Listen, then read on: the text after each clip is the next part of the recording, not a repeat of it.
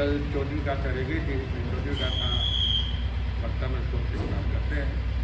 संपूर्ण मंडल शशांक कला कलाप शुभ्रागुण त्रिभुवनम तव लंघयन्ति ये संस्कृतास्त्रि जगदि स्वरनाथ मेघम् कष्टान्निवारयति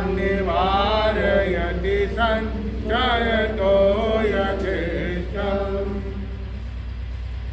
हे त्रिलोकीनाथ, संपूर्ण गोल पूर्णिमा का चंद्र की कला का समूह, यानी पूनम की चांद, यानी ये 13वीं गाथा के अंदर में भी चंद्रमा की उपमा दी गई है, और इस 14वीं गाथा के अंदर में भी आचार्य श्री ने पुनः वापस चंद्रमा का ही उल्लेख किया है। तो यहाँ पे कह रहे हैं कि संपूर्ण गोल, एकदम पूर्ण गोल कब होता है कि पूनम के दिन। पूनम के दिन पूर्ण चंद्रमा होता है, तो वह पूर्णिमा की चंद्र की कला के समूह जैसा आपका उज्जवल गुण जगत को जो है उलाम कर आगे बढ़ रहा है। यानी कि संपूर्ण विश्व जिसको कहते हैं, अपन अभी वर्तमान भाषा के अंदर जो है विश्व जो देशों की गिनती आती है ना, जो छोटे मोटे बहुत सारे देश हैं, भारत में तो यही है, लेकिन भारत के बाहर जो है फॉरेन वगैरह जो है उसमें भी बहुत सारे देश हैं। तो वो सारे जो है विश्व के अंदर गिनती आती है। किसमें आती है? विश्व के अंदर। तो जहाँ पे मतलब ये पहुँच सकते हैं, जहाँ पे जा सकते हैं, तो ये तो है यहाँ के अपने लोगों की जो है ये गणना है कि ये विश्व के अंदर जितने देश है, सैकड़ों देश है। कितने? सैकड़ों देश है। तो ऐसे, लेकिन यहाँ पे जिन शासन के अंदर तो जो है 6 खंड है, और 6 खंड के अंदर 32,000 देश है। कितने? 32,000 देश है। यहाँ तो सैकड़ों साल की गिनती, देश की गिनती आती है। लोगों के अंदर गणना करते हैं तो भाई इतने गांव है, इतने शहर है, इतने राज्य है, तो वो गिनती आती है। लेकिन यहाँ तो जो है 6 खंड का जो राज्य है चक्रवर्ती का, वो उसमें 32,000 देश है। तो आर्य और अनार्य दोनों प्रकार के हैं। तो आर्य देश में तो आपकी गुण गौरव गाथा गाते ही हैं, लेकिन अनार्य देश बाहर में भी जो हमारा देश है, जम्बूद्वीप भरत क्षेत्र है, उसके उपरांत भी हमारे बहुत से देश हैं, बहुत से भाग है। विजय है, 15 भरत क्षेत्र है, क्या 5 भरत है, 5 हिरवत हैं, 5, तो ये क्षेत्र कहलाते हैं, देश कहलाते हैं। तो वो सब जो है मिला करके प्रभु वहाँ तक, उसके उपरांत भी आपकी महिमा, आपके गुणों की महिमा, आपके चंद्रमा की किरणें जिस तरह से संसार के अंदर फैलती है और संसार के अंदर जो है ठंडक प्रदान करती है, शीतलता प्रदान करती है, तो ऐसे ही जो है आपके गुण व्याप्त हैं चारों तरफ, योग्य हैं। आपका जैसे एक स्वामी का आश्रय करने, यानी आश्रय लेना, किसी का संरक्षण प्राप्त होना। आदमी आगे कब बढ़ता है कि कोई के उसके पीठ के पीछे कोई किसी का हाथ होता है, तब वो आगे बढ़ सकता है। जिससे कहते हैं कि मनुष्य जो है, आदमी की बढ़ोतरी कब होती है कि उसके पीछे स्त्री का हाथ होता है, सहयोगिनी उसकी जो है वो सहयोग करने वाली होती है, तो वह उसका सहयोग देती है, तो उसका वो आगे बढ़ता है ना, हर चीज़ के अंदर। तो स्त्री को यानी कदम से कदम मिला करके साथ में चलने के लिए कहा गया कि आप कदम से कदम मिला करके चलेंगे तो आप आगे बढ़ सकते हैं। और अगर वो कदम पीछे रुक जाता है ना, आपस में झगड़ा ही चलता रहता है, तो आगे नहीं बढ़ सकते। इसलिए आगे बढ़ने के लिए है कि सहयोगी एक दूसरे का आश्रय पाना बहुत जरूरी है। जैसे कि तीसरे देवलोक के जो है चमरेंद्र देवता ने, इंद्र ने अपने से ऊपर देखा, ऊपर वाले देवलोक के अंदर, तो उनको सिंहासन पे जो है बैठे हुए देखा, तो उसके मन में आया कि मैं ये मेरे ऊपर है ना। हर आदमी को उसके ऊपर कोई माता तो होता है, तो वो पसंद नहीं आता। इसके लिए विचार किया कि उसको हरा करके उसका राज्य प्राप्त करो। अरे एक देश का दूसरे देश के ऊपर ये चल रहा है, युद्ध चल रहा है, किसका, यूक्रेन का है ना, इजराइल ने ये सब युद्ध कर रहे हैं, उसमें सब बड़े बड़े देश वाले उसको क्या कर रहे हैं, सपोर्ट कर रहे हैं, है ना, सहयोग कर रहे हैं, उसको शस्त्र वगैरह चीज़ें वगैरह दे रहे हैं, जिसके कारण जो है वो क्या होता है, आगे बढ़ता है। वरना इतने दिन युद्ध चले खत्म ही हो जाए। तो इसलिए वो चमरेंद्र ने विचार किया कि मुझे जो है इसको हरा करके उसका राज्य प्राप्त करना, वो देवलोक में प्राप्त करना है, उसके ऊपर विजय प्राप्त करना है। उसके लिए चमरेंद्र ने विचार किया, पहले में मुझे किसी का आश्रय लेना पड़ेगा, किसी का संरक्षण मुझे मिलेगा, तो क्योंकि वह मेरा पीठ बल के ऊपर होगा तो मेरी जो है रक्षा कर सकता है। इसलिए उसने चारों तरफ नजर लगाई। तब उस समय भगवान महावीर स्वामी अपनी साधना काल के अंदर साधना कर रहे थे, खड़े होकर के। भगवान हमेशा जो ध्यान करते हैं तो कैसे खड़े होकर ध्यान में रहते हैं। तो जहाँ पे प्रभु जो है महावीर वो ध्यान साधना में थे, वहाँ पे वो चमरेंद्र आता है और भगवान की शरण स्वीकार करता है। प्रभु मैं उससे युद्ध करने के लिए जा रहा हूँ, मैं आपका शरणा लेकर के, आप मेरे क्या हैं, रक्षक हैं। अब भगवान तो किसी की रक्षा क्या है, वो तो सब जीवों की रक्षा करने वाले हैं, किसी को मारने का भगवान के तो मौन है। लेकिन उस चमरेंद्र ने जो है शरणा स्वीकार करके और फिर उसने इंद्र महाराज को ललकारा, तो वहाँ पे उनका युद्ध होता है। और इंद्र महाराज ने उसके जो है घमंड को तोड़ने के लिए कि ये अनीति का कार्य कर रहा है, नीति है कि उसको अपना देवलोक का राज्य संभालना है। वह दूसरे देवलोक, दूसरे वाला तीसरे वाले में नहीं जा सकता, तीसरे वाला चौथे में नहीं जा सकता। वो अपना उनकी सीमा है, उस सीमा के अंदर उसे रहना चाहिए।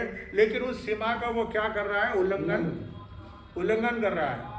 अब जहाँ पर भी जो हमारे जैसे कि अपने भारत की सीमा है, रेखा है ना, चाहे वो पाकिस्तान से लगती है, चाहे बांग्लादेश से लगती है, चाहे चाइना से लगती है, जिस किसी भी राज्य से अपनी सीमा लगती है तो उसकी सीमा की वो क्या होती है, बाउंड्री होती है, रेखा होती है ना। दीवार खींचते हैं, कहीं पर तार खींचे जाते हैं। तो वो ये नियम है कि आप इस सीमा रेखा का उल्लंघन ना करें। अगर कोई वो सीमा रेखा का उल्लंघन करता है तो उसी समय वहाँ पे जो रक्षक दल होते हैं वो उसको क्या करते हैं, या तो गिरफ्तार करते हैं, और वो भागम भाग छिपने का प्रयास करते हैं तो उसको शूट करते हैं, क्योंकि उनको ऑर्डर मिला हुआ होता है। तो इसलिए वो अपनी सीमा का उल्लंघन जहाँ पे होता है तो वहाँ पे फिर मार पड़ती है। तो ये चमरेंद्र जो है ये क्या कर रहा है, सीमा रेखा का उल्लंघन कर रहा है। इसलिए इंद्र महाराज ने उसको सजा देने के लिए, मारने के लिए अपना जो है वज्र वो उठाया और उसके ऊपर प्रहार किया, फेंका। अब वह ऐसा लग रहा था कि जैसे जलती हुई लाय अग्नि कैसे, अग्नि का गोला कैसे आता है, ऐसा वो वज्र आ रहा है। चमरेंद्र घबरा गया कि इंद्र का जो वज्र मेरे को पड़ गया तो कहीं जल करके क्या हो जाएगा, खत्म हो जाएंगे।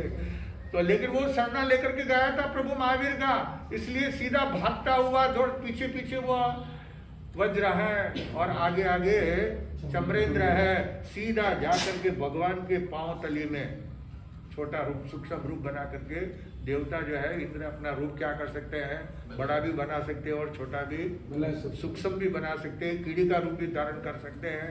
तो उसने छोटा रूप बना करके भगवान के चरणों में पगतलिए में शरणा ले लिया। हाँ, जब आदमी दौड़ करके आता है तो क्या होता है, सांस भर जाता है ना। और दौड़ के बाद थोड़ा अपना सीढ़ी चढ़ना हो जिसमें कहीं हो जाए सांस भर जाता है ना, तो बैठना पड़ता है कि जरा सांस लेने दो, आवाज़ नहीं निकलती है ना।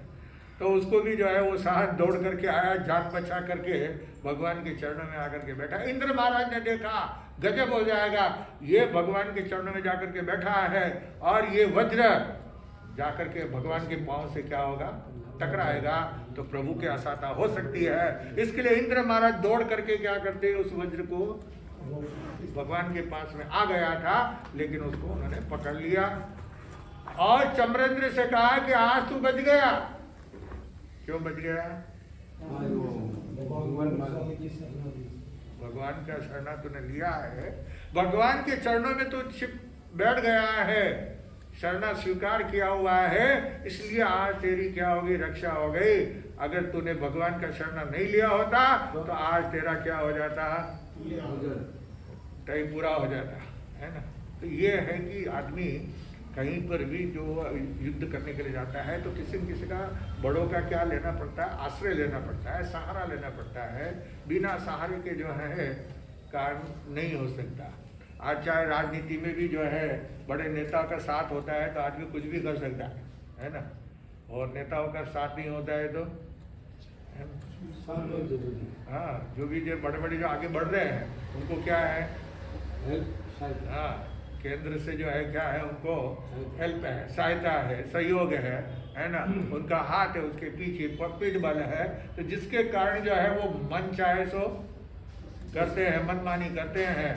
तो इसलिए यहाँ पे कह रहे हैं कि हे त्रिलोकीनाथ प्रभु, आप जो है आपका शरणा जो ले लेता है उसको जो है उसको कोई रोक नहीं सकता, उसके ऊपर कोई प्रतिबंध नहीं लग सकता। तो आपके जो शुभ परमाणु है, शुभ परमाणु से जो है आपके शरीर की रचना हुई है और जिसकी वजह से वो लोक के अंदर आपकी गुण गौरव गाथा शुभ परमाणु जो है फैलते हैं, तो उसको कोई भी रोकने में समर्थ नहीं है, क्योंकि वो शुभ है। 16 कलाओं में खिला हुआ चंद्रमा के साथ भगवान की जो है समानता योग्यता बताई है, लेकिन फिर भी 16 कलाओं से खिला हुआ चंद्रमा होते हुए भी भगवान के तो असंख्य कलाएं हैं, उनकी गुणों का वर्णन करना किसी के लिए भी समर्थ नहीं है, और न उनकी किसी से जो है उपमा सही बैठती है। सिर्फ एक कहने के लिए चंद्रमा का एक आश्रय लिया है। जितनी चीजों का जो है आश्रय लेते हैं कि चंद्रमा की किरण का है, कमल का है, तो क्या भगवान कमल से, भगवान तो कमल से भी बहुत बढ़कर है। चंद्रमा के तो 16 कलाएं, लेकिन भगवान के तो हजारों कलाएं हैं, है ना।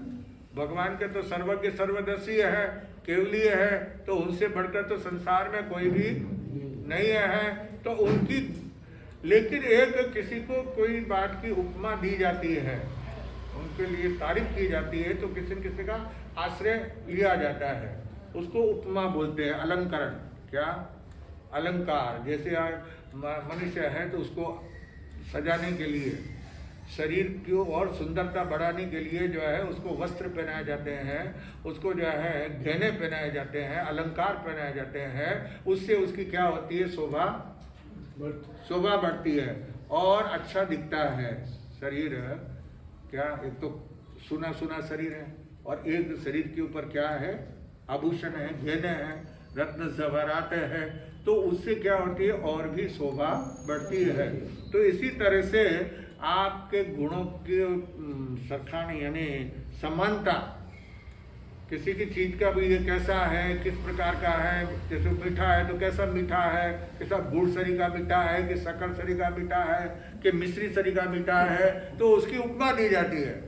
उपमा यानी वो सूजी का बनाते उपमा, वो नहीं है ना, उपमा है ना अलंकार, है ना, अलंकार दिया जाता है, विशेषण दिया जाता है। तो आपको जो है ये उपमा दी जा रही है 16 कला, तो लेकिन आप तो हजारों कलाएं हैं। यानी आचार्य श्री ने पहले 13वें श्लोक के अंदर चंद्रमा की जो उपमा दी है, फिर भी यहाँ पे पुनः वापस 14वें गाथा के अंदर पुनः उन्होंने जो है चंद्रमा की उपमा दी है और कहा है कि उसका कारण ऐसा लगता है कि भगवान की शरण के लिए योग्य दूसरा और कोई भी नहीं है। भगवान के परमात्मा के गुणों की विशिष्टता और पूर्णता का वर्णन करना ये योग्य लगा आचार्य श्री को। पुनः पुनः जो है एक ही बात को बार बार दोहराना, यानी वैसे तो ये अपन तो बार बार एक चीज को क्या करते हैं, रिपीट करते हैं, है ना, लेकिन यहाँ पे जो है वो बार बार जो रिपीट कर रहे हैं तो उसका एक ही उद्देश्य है कि उपमा आपकी जो है सही लगे, हमको जो उचित लगी और सुनने वाले को और पढ़ने वाले को भी जो है ये ज्ञात होना चाहिए कि बार बार उसका क्यों दोहराया जा रहा है। एक ही बात को दो बार बोलने में क्या है। तो इसलिए यहाँ पे कह रहे हैं कि हे प्रभु, 16 कलाओं से खिले हुए संपूर्ण मंडल से रचे हुए चंद्र की कल्पना जो कलाएं हैं वह कैसी है, सफेद दूध सरीगी, श्वेत दूध एकदम चांदी सरीगा। और ऐसे ही आपके जो गुण हैं वो तीनों लोक के अंदर फैले हुए हैं। आपके शुभ्र, शुद्ध, पवित्र, साफ, एकदम स्वच्छ गुण जो है वो तीनों लोक में फैले हुए हैं। ये अजब गजब कहते हैं ना, आश्चर्यजनक की बात होती है, बड़ा अजब गजब होता है कि तीन भुवन के अंदर तीनों लोक में कोई उनको रोकने वाला टोकने वाला नहीं है। नहीं तो आपको मैंने कहा था ना परसों, कहा पासपोर्ट बताना पड़ता है, कहीं दूसरे देश में जाओ तो क्या बताना पड़ता है, पासपोर्ट लेना पड़ता है ना, इजाजत लेनी पड़ती है। तो ऐसे ही जो है ये सब कोई हर किसी को कोई रोक सकता है, परंतु आपके गुणों को कोई रोक नहीं सकता, किसी की भी रोकने की हिम्मत ताकत नहीं है, क्योंकि आप तीनों जगत के स्वामी हो। आप जैसे स्वामी के शरण जो गुणों ने, जिन गुणों ने आप शरीर के स्वामी को का शरण स्वीकार किया है, इससे बढ़कर और क्या हो सकता है। तो उन गुणों को तीनों लोक में, क्योंकि आपका शरण लेकर के आपके साथ में जुड़े हुए हैं, तो वो जब आपसे जुड़े हुए हैं तो उनको कोई रोक नहीं सकता, कोई मना नहीं कर सकता।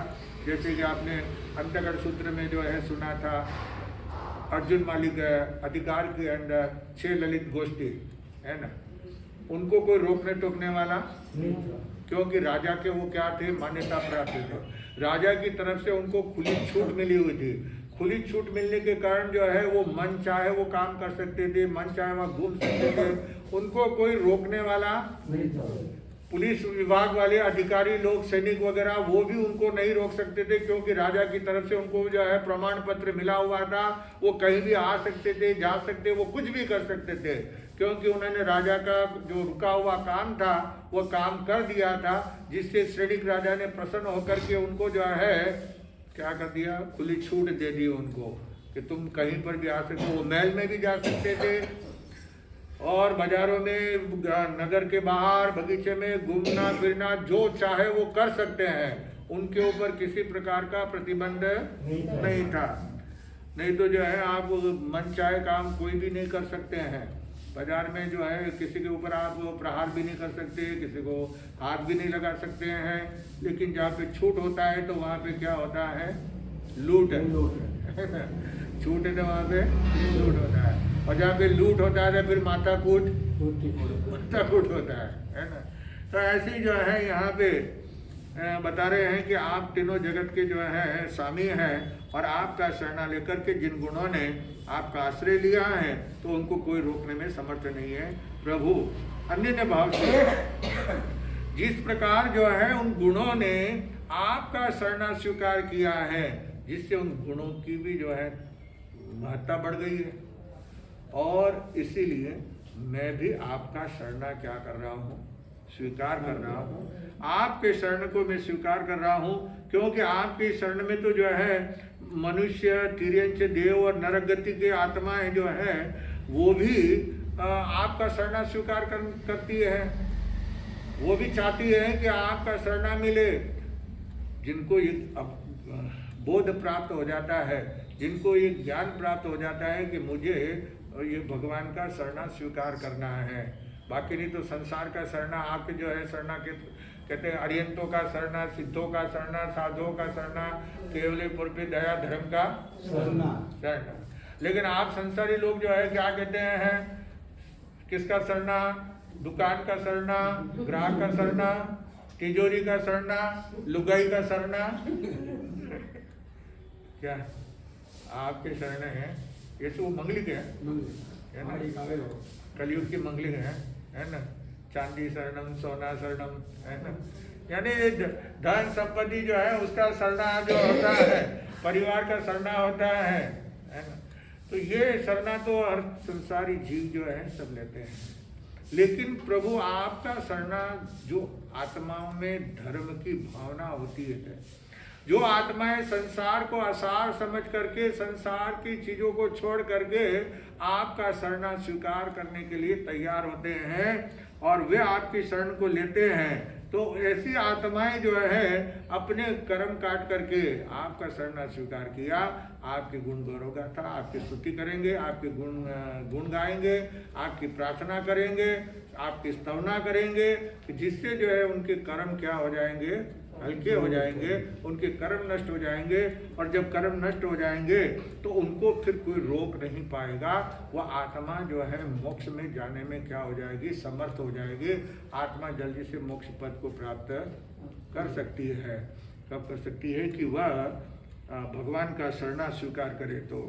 लेकिन उसके लिए हमें पहले तैयार होना होगा ना, भगवान का शरणा स्वीकार करने के लिए। पहले घर से, परिवार से मोह माया क्या करनी पड़ेगी? मोह माया तो छूटती नहीं है ना। तो फिर कैसे जो है शरणा स्वीकार, कैसे हम शरणा लेंगे भगवान का, और कैसे हमारा कल्याण होगा? क्योंकि हमारा तो क्या है, कैसे हो कल्याण करनी काली है, नहीं होगा भुगतान हुंडी जाली है। क्या कैसे कल्याण होगा हमारा? क्योंकि हमारे जो है करनी क्या है, काली करनी है, शुद्ध करनी नहीं है। तो हमारे पाप कर्मों का भाता ज़्यादा बनता है, धर्म का भाता हम कम बांधते हैं, पुण्य का काम हम कम करते हैं, पाप का कार्य ज़्यादा होता है। तो फिर हमारी आत्मा का कल्याण कैसे हो सकता है? तो यहाँ पे कह रहे हैं कैसे हो कल्याण करनी काली, कैसे कल्याण होगा? हमारी करनी जो क्रिया है, हमारी जो साधना है, प्रभु आपका नाम भी लेते हैं तो स्वार्थ के वशीभूत होकर के भगवान का शरणा लेते हैं। मंदिर में जाते हैं, भगवान है भाई, जाते हैं अच्छे नए जूते वगैरह पहन करके गए मंदिर के अंदर, भगवान को प्रार्थना, वहाँ सामने दरवाजे भी, वो दरवाजे के सामने ही जूते खोले हुए हैं, तमेव माता तमेव पिता, वो भगवान को कह रहा है तमेव माता, आप माँ हो, बाप कौन है? तुम्हें बंधु तमेव सखा। अब एक तरफ इधर बोल रहे हैं और एक तरफ वो ध्यान कहाँ है? अब वो ऐसी वो प्रार्थना करेंगे, ऐसी जो है वो पूजा करेंगे कि ध्यान कहाँ पर है? तो क्या करें महाराज, नए जूते पहन करके आए तो लेके चला गया तो नहीं, आपकी बात नहीं कह रही हूँ मैं। तो लोग सभी लोग थोड़ी गए छोड़े चप्पल।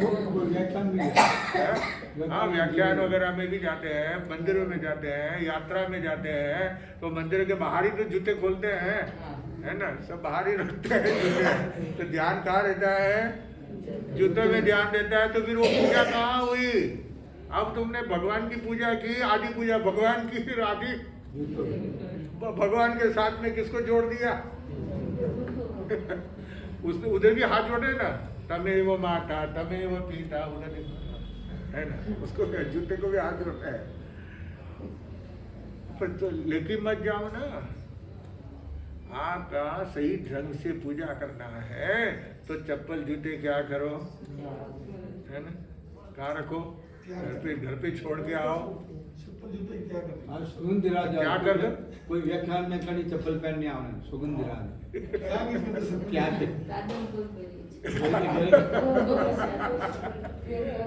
वो तो नहीं छोड़िएगा भाई। लेकिन हम जितना जहाँ धर्म स्थान में जाते हैं, भगवान की पूजा अर्चना करते हैं, तो हमारा ध्यान फिर बट जाता है। कभी या मालूम पड़ता है कि यहाँ पे चोरियाँ होती है, और नए नए चप्पल जूते, वो मद्रास के अंदर पहले वर्षों पहले की बात है, तो वहाँ पे देखा था कि वो एक आदमी आता था, वो क्या करता था, पापड़ की जो है ना, वो पापड़ बेचने के लिए आता था, है ना, वो पैकेट है, तो वो तो रहते ऊपर और नीचे वो नए नए जूतों को देखता और सीधा क्या करता है, थैले में बैग में वो जूते डाल देता और फिर ऊपर में वो पापड़ की पापड़ रख देता था, है ना। तो ऐसे ऐसे जूता चोर होते हैं। तो इसलिए यहाँ पे कह रहे हैं भगवान आपकी जो है साधना करने के लिए शुद्ध मन से, मन वचन और काया की शुद्धि के साथ में मन में किसी प्रकार का विचार नहीं आना। जिस समय भगवान का स्मरण करते हैं तो उस समय मन में कोई विचारधारा नहीं आनी चाहिए। शुद्ध मन से, वचन से, वचन के द्वारा भी जो है, शब्द के द्वारा भी अशुद्ध शब्द का प्रयोग नहीं होना चाहिए। और काया से भी हमारा बिल्कुल मन वचन और काया तीन करण से शुद्ध, क्या तीनों करण से शुद्ध होते हैं, तब जो है हमारे कर्मों की अच्छी तरह से निर्जरा हो सकती है। बाकी तो हम करते हैं, पूजा पाठ भी करते हैं, ज्ञान आराधना भी करते हैं, साधना भी करते हैं, तपस्या भी करते हैं, फिर भी हमारा वो होता है थोड़ा और पाप कर्म हो जाता है ज़्यादा, तो जिसके कारण जो है आत्मा भारी हो जाती है। इसलिए तो संसार में भटकना पड़ता है। इस भटकन से दूर हटना है तो आत्मा को जो है सन्मार्ग के ऊपर लगाएंगे, एक अच्छे मार्ग के ऊपर आत्मा चलेगी। तो यहाँ पे प्रभु का शरणा स्वीकार करने के लिए कह रहे हैं। यह अपूर्व महात्म में बताया जा रहा है भगवान का, कहते प्रभु आपका शरणा जो स्वीकार कर लेते हैं और आपके चरणों में अपने आप को समर्पित कर देते हैं मनोवचन काया के शुद्धि के साथ में, तो उस आत्मा का कल्याण निश्चित हो जाता है। तो इस प्रकार, और इस 14वीं गाथा का जो जाप करते हैं तो इसमें बुद्धि की वृद्धि कारक, बुद्धि की वृद्धि यानी बुद्धि चाहिए ना, हरे को क्या चाहिए, बुद्धि चाहिए। तो बुद्धि बिना जो है कोई भी काम, कोई व्यापार धंधा भी करना है तो उसमें भी क्या चाहिए, बुद्धि चाहिए। बुद्धि नहीं हो तो व्यापार क्या करेंगे। कोई बातचीत भी करना है, कोई किसी प्रकार के चर्चा वार्ता भी करना होता है तो उसमें भी बुद्धि की आवश्यकता है। बिना बुद्धि के, जो जिसके पास में बुद्धि नहीं होती है तो उसको लोग क्या कहते हैं,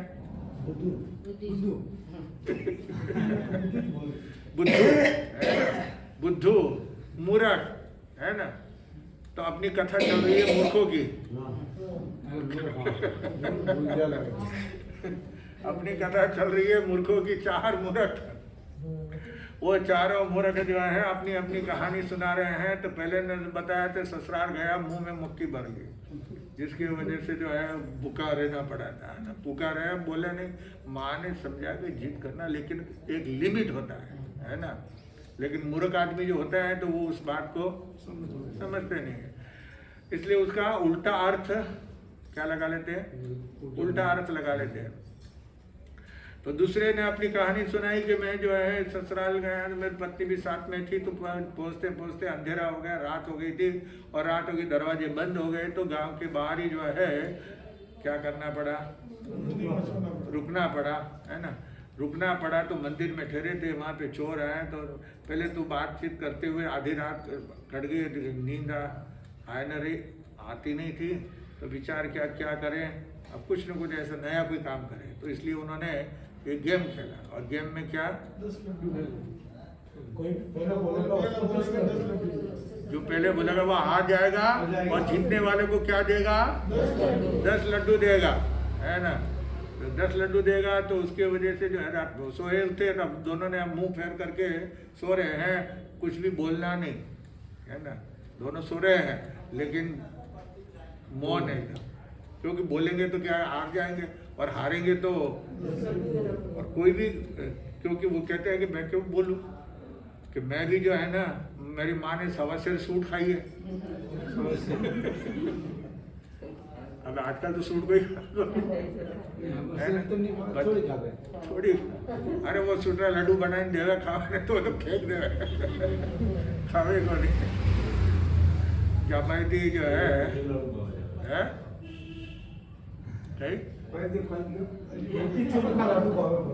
मोतीचूर लाडू दिए मैंने।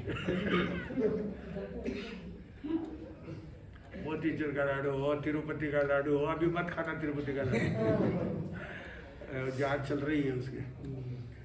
तो 10 लड्डू देना है, तो 10 लड्डू देना है, तो इसलिए बोले को कौन बोलेंगे तो 10 लड्डू देना पड़ेगा। तो मैं क्यों छोटा बाप, मैं बड़ा बाप की बेटी हूँ, तो वो बोले मैं बड़ा बाप का बेटा हूँ, मैं क्यों बोलूँ, मैं क्यों औरत से मैं क्यों हारूं।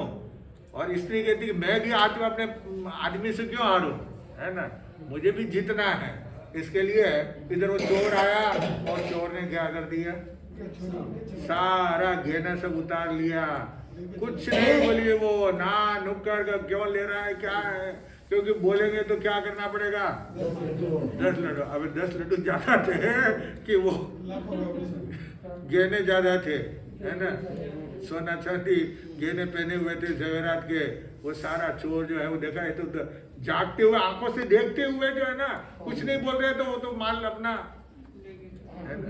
कभी कभी ऐसा होता है कि जो लड़ाई होते ना, पति पत्नी लड़ गए, एक कुत्ता आ गया, दोनों नहीं बोले, सारी रोटियां वो खा गया।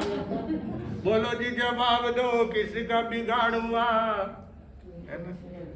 एक जगह पे पति पत्नी में खाने भोजन के समय रसोई तैयार थी, खाने के लिए बैठना था, और ऐसे समय कोई बात निकली और बात के ऊपर क्या हो गया, झगड़ा हो गया। तो जब झगड़ा लड़ाई हो जाती है ना, ज्यादा बोला चाली हो जाती है, तो फिर खाने की वो पीछे नहीं खाना, तुम नहीं खाना तो मैं भी नहीं, मैं खाना नहीं, मूड खराब हो गया। तो दोनों मुंह फेर करके बैठे हुए, घर का दरवाजा खुला हुआ था, रोटी का टिफिन खुला हुआ है, डब्बा रोटियों के सामने रोटी रखी थी और खाने झगड़ा हुआ है। तो दोनों चुपचाप बैठ गए। अब इधर जो है वो कुत्ता आया, ढोगी आया, वो भी उसको रोटी की खुशबू आ गई, तो इसलिए वो घर में धीरे धीरे चलता होगा, देखा कुछ बोलते हैं क्या, कुछ बोलते कि नहीं बोलते, कुछ नहीं बोल रहे, और आगे सरकता गया, धीरे करते हुए फिर डब्बे के पास में पहुंच गया। रोटी का डब्बा कटोरादान जो खुला पड़ा हुआ था, थप्पी बंद रोटी पड़ी हुई है, तो वह सीधा वहाँ पे पहुंच गया। उसने देखा, सूंघ लिया, हाँ ताजा गर्मा गर्म है, अच्छी घी लगा हुआ बढ़िया रोटी है। आराम से उसने जो है पहली रोटी खींची और खाना शुरू किया। ये दोनों ने बोले, आदमी विचार करता है कि मेरा क्या जाता है, बनाना, अगर रोटी कुत्ता खा भी जाएगा तो वापस बनाना किसको पड़ेगा, इसको ही बनाना पड़ेगा, है ना, तो खाने दो उसको, मैं क्यों बोलूं। तो न तो वो बोला, और स्त्री विचार करती मैं भी क्यों बोलूं, भाई नुकसान होगा ना, चीज तो यही लाकर देंगे ना, है ना, चीज तो इनको ही लाना पड़ेगा, इनको ही मेहनत करनी पड़ेगी। तो वो भी नहीं बोला। अब दोनों नहीं बोला, कुत्ते ने देखा यहाँ तो कोई बोलने वाला नहीं है, आराम से अपना ही राज है, तो आराम से जो है आज अच्छा उसको जो है मौका, नहीं तो आधी रोटी एक रोटी देते और बाहर दरवाजे से उसको क्या करते थे, भगा देते थे, लेकिन अब तो उसको अच्छा मौका मिल गया, सारी रोटियां खा गया। अब ये गुरुदेव ने भजन बनाया है ना, पति पत्नी लड़ गए, एक कुत्ता आ गया, दोनों नहीं बोले, सारी रोटियां वो खा गया, किसी का बिगाड़ हुआ, इंसाफ कीजिए। अब बताइए किसका बिगाड़ हुआ, नुकसान किसका हुआ। मैं फायदे की बात नहीं कर रहा हूं, मैं नुकसान किसका हुआ। एक जगह पे पूछा तो क्या रोटियों का नुकसान हुआ, किसका नुकसान हुआ, रोटियों का नुकसान हुआ। अरे रोटियों का नुकसान नहीं हुआ, दोनों घर तो दोनों का है ना, तो घर के एक का ही है क्या, घर को संभालती है स्त्री, लेकिन कमा करके कौन लेके आता है, सारी मेहनत तो आदमी करता है ना, तो फिर वो दोनों का घर है का नहीं, वो उसकी रक्षा करते हैं, वो संभालती है, वो उसकी सुरक्षा का प्रबंध करती है, ध्यान रखती है, घर के अंदर किसी को आने नहीं देती है, पूरी चीजों का क्या रखती है, बोलो ध्यान रखती है ना। तो अब चीज दोनों की है, तो दोनों की नुकसान हुआ ना। गैस भी जला, चाहे पहले जमाने में लकड़ियां थी, तो भी पैसा तो लगता है ना, मुफ्त में तो नहीं आती लकड़ियां, है ना। तो नुकसान किसका होता है, दोनों का होता है। लड़ाई के अंदर दोनों का नुकसान होता है, कोई फायदा नहीं होता है। तो यहाँ पे जो है बता रहे हैं कि दोनों जने बोले नहीं और इस तरह से वो चोर चोर करके कहा। तो बताइए मैं मूर्ख हूँ कि नहीं, सबसे बड़ा मूर्ख का शिरोमणि। तीसरा बोलता है अरे तेरी क्या बात है, मेरी बात सुन, मेरी बात सुन। तो बोले क्या कि मैंने 2 ब्याह किए। हाँ 2 शादी की है ना, अभी भी है बहुत सारे लोग है ना, 2 मेरे बाप ने भी 2 ब्याह किए है ना। तो 2 स्त्री यहाँ पे होती है तो क्या है कि कहीं तो प्रेम से रहते हैं है ना। राजा महाराजा के पहले सैकड़ों हजारों रानियाँ होती थी, तो वो आपस में प्रेम से रहते थे, नहीं रहते तो फिर वो ना अलग अलग उनको जो है हिस्सा दिया जाता था। तो वो कह रहा है कि मैंने 2 शादियाँ की और दोनों स्त्रियों जो है तकरार होने लगी, आपस में क्या होने लगी, तकरार होने लगी। तो कोई चीज़ लेके आते हैं तो कुछ कम ज़्यादा कभी रंग का थोड़ा सा उसके लिए, हाँ उसके लिए ज़्यादा अच्छी चीज़ लेकर आए, मेरे लिए क्या हो जाता है, झगड़ा हो जाता है। वह तुमको प्यारी लगती है, मैं क्या खाड़ी लगती हूँ, उसको क्या शादी करके आया, मैं क्या आसमान से टपकी हूँ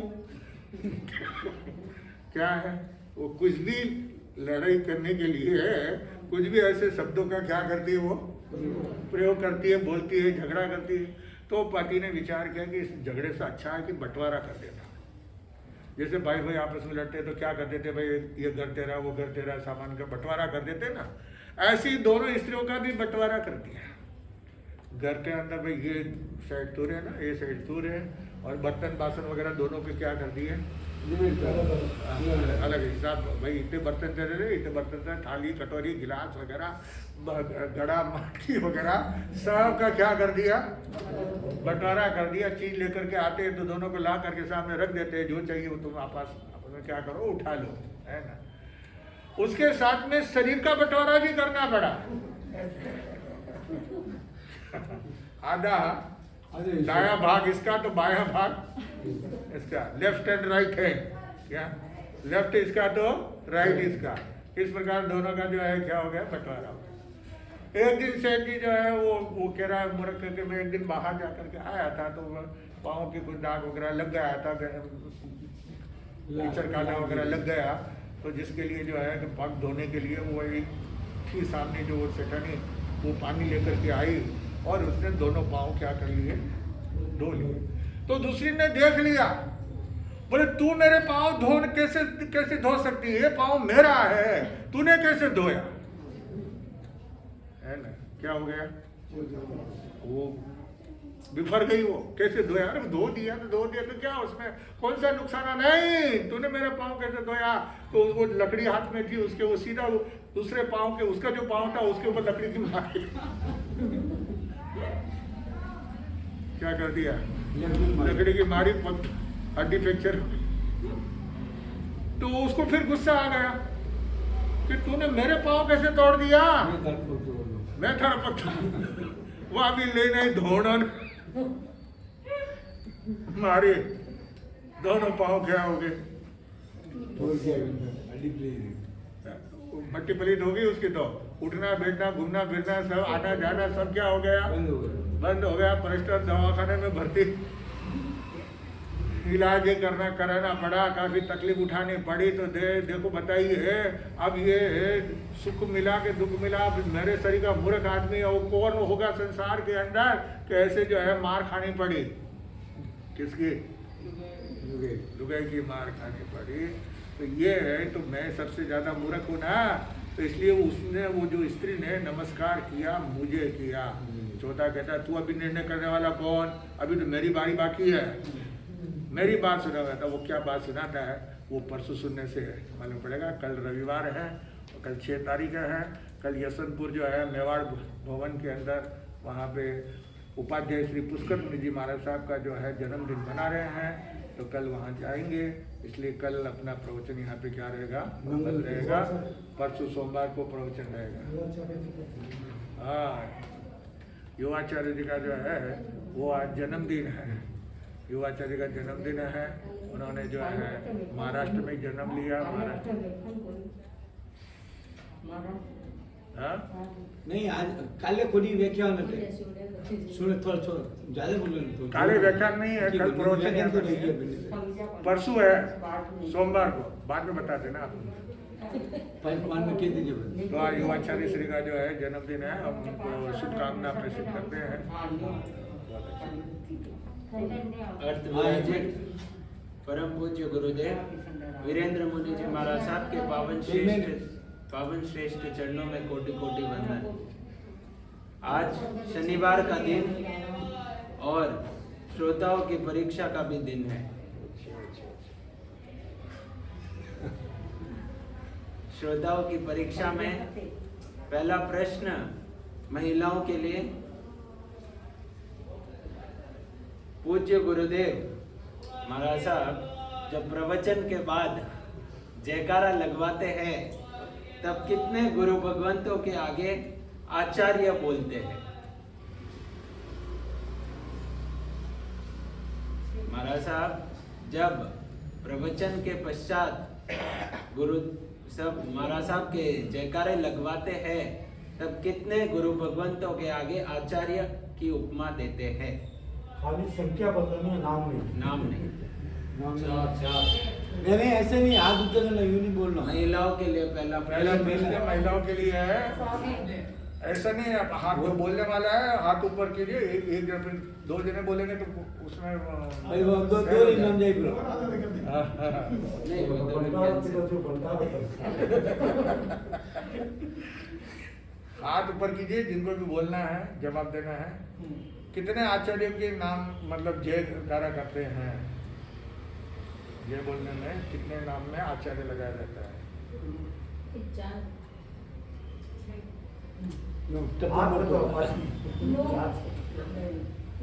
नहीं सर। एक बोलने बाद दूसरी को नहीं बोलना दूसरे वाले अंदर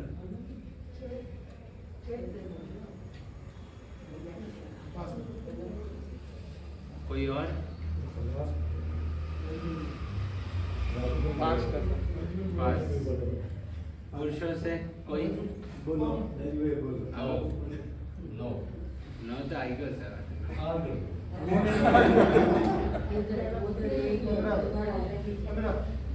नहीं इसका जवाब महाराज साहब ठीक है, इसका जवाब अभी मैं नहीं देता हूँ। जब अभी गुरुदेव जयकारा लगवाएंगे तब आप खुद गिन लेना। दूसरा प्रश्न पुरुषों के लिए। ये जो एग्जाम देने वाले मास्टर जी है ये पुरुषों के लिए हमेशा इजी क्वेश्चन ही देते हैं। इनको पुरुषों के प्रति विशेष लगाव है। इजी वो तो अभी मालूम पड़ जाएगा कितना इजी है। दूसरा प्रश्न, कुल कितने भेद है और उनके नाम बताने हैं?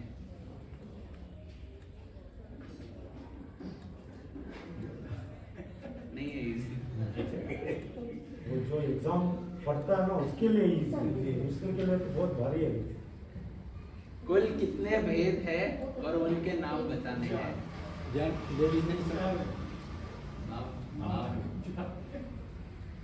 आधा अधूरा प्रश्न जवाब मान्य नहीं होगा। कुल कितने भेद है और आपको नाम बताने हैं?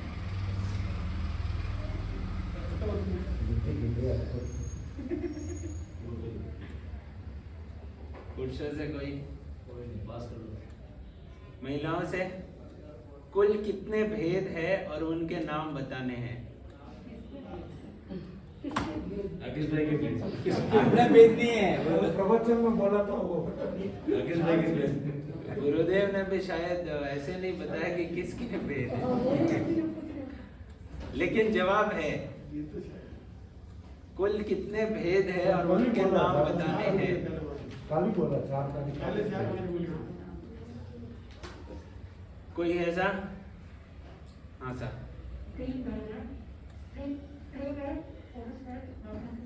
बहुत बहुत धन्यवाद।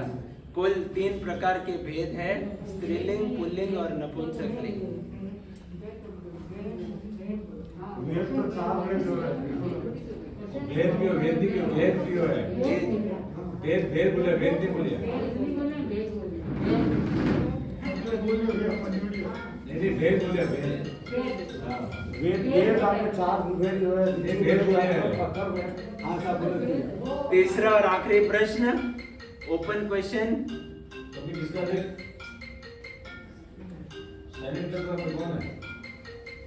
तीसरा और आखिरी प्रश्न, तीर्थंकर भगवान के शरीर की रचना किससे होती है और शरीर का निर्माण किससे होता है? ओपन क्वेश्चन है, पुरुष महिला है, जो भी भाग्यशाली होगा सबसे पहले जवाब देगा इसका। तीर्थंकर भगवान के शरीर की रचना किससे होती है और शरीर का निर्माण किससे होता है? मुश्किल है। भक्तम महाराज 15वीं गाते हैं कि आज भी बोले भाई नहीं बोल। हाँ साहब, तीर्थंकर भगवान के शरीर की रचना किससे होती है और शरीर का निर्माण किससे होता है? 2 भाग है, दोनों का आंसर देना है आपको।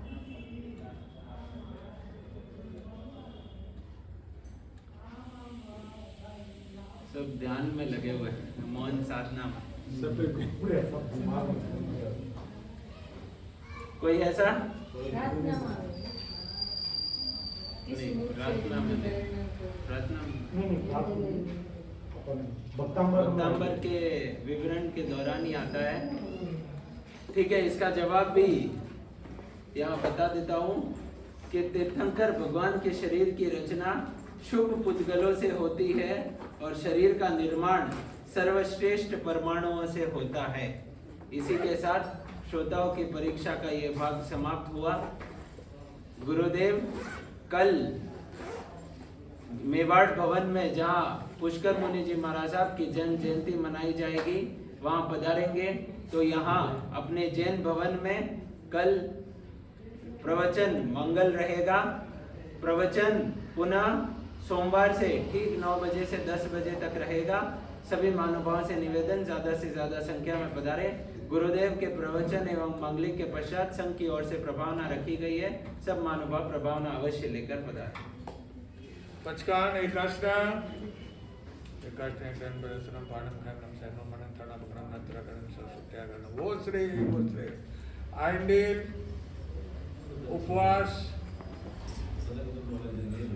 देख चर्मासनम पाणम खनम सैनो अनंत थड़ा बकरम नत्रा करम सत्याग्रह वो श्री तपस्या करने वालों को, एकाष्टा करने वालों को आज की माला जो है मुनीश्वर भगवान 20वें तीर्थंकर मुनीश्वर भगवान के नाम की एक माला पहना और अभी जब तक नहीं खा पे तब तक का पटकाने दोनता मनता वैसा कैसा दर्शन से प्रकानंद निकले वो श्री चतारी मंगलम अरियंता मंगलम सिद्धा मंगलम साहू मंगलम केवले पनतो दमो मंगलम चतारी लोगतमा अरियंता लोगतमा सिद्धा लोगतमा साहू लोगतमा केवले पनतो धमो लोगतमा चतारी शरणं प्रपद्यामि अरियन्ते शरणं प्रपद्यामि सिद्धे शरणं प्रपद्यामि साहू शरणं प्रपद्यामि केवले पनन्तो धम्मो शरणं प्रपद्यामि अरियंतों का शरण, सिद्धों का शरण, साधुओं का शरण, केवले प्रपदाय धर्म का शरण, 4 शरण 4 मंगली 4 उत्तम और शरणानी कोई होगा जो भव्य प्राणी करे आराधन उसका अजर अमर पद होगा।